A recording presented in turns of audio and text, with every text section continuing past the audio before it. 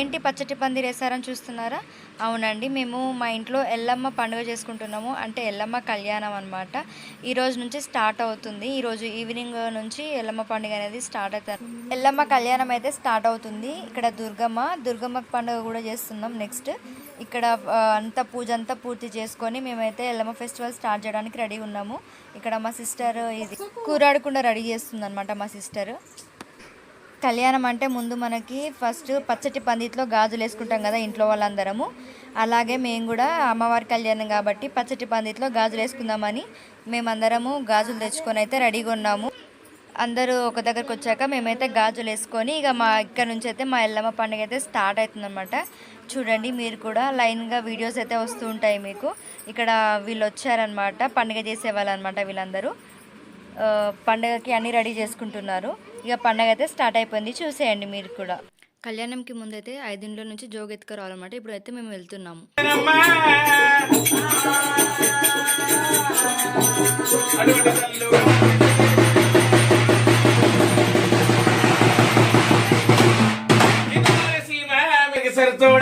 లక్ష్మి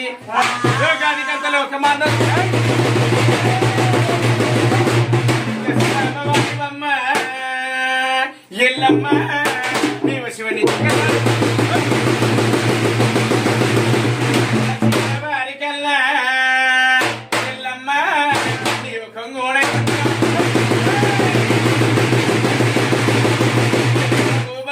మూల ఎల్లమ్మ నీకు నీకు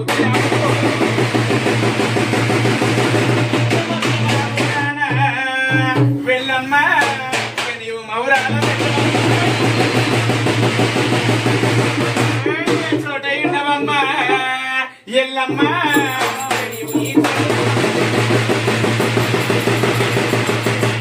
తమ్ములొచ్చి మా తల్లి పాలు పట్టుకొని మా దూక చేత ఉతికాలు పట్టుకుని అది చేత జోగు పలకల 5 జోగులు 3 చేత జోగు పలకల 3 జోగులు మాత్రమైనా తల్లి రేణుక వెళ్ళమ్మ హౌరగేరు పట్టణంలో కూడా ఏ ప్రకారం జోగు జోగులని వెళ్ళమ్మ